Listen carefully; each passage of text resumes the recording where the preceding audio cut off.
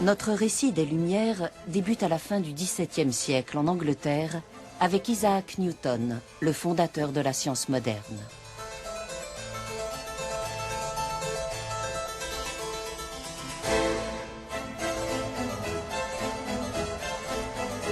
L'existence est alors largement axée sur l'obéissance et la croyance.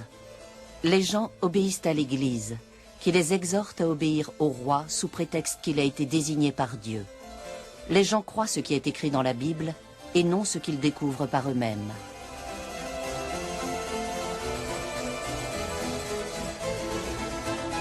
Et selon la Bible, la terre et tout ce qui existe a été créé par Dieu il y a quelques milliers d'années seulement, et les premiers êtres humains ont été chassés du paradis pour lui avoir désobéi.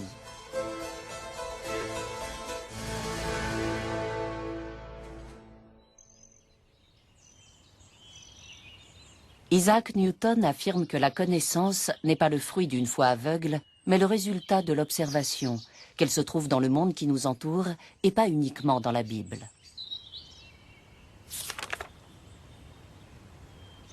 Il établit des lois universelles pour ce que nous appelons aujourd'hui la science, une de ces lois étant qu'elle est accessible à tous.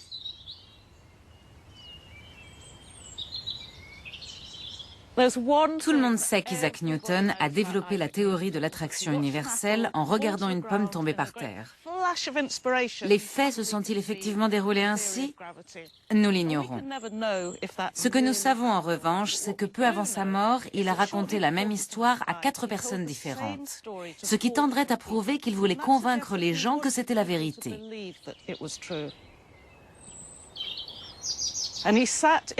Il était assis sous un pommier et il a vu une pomme tomber sur le sol. Une chose qu'il avait vue des centaines de fois, mais cette fois c'était différent. Il s'est demandé pourquoi la pomme tombait systématiquement, au lieu d'aller sur le côté ou de monter.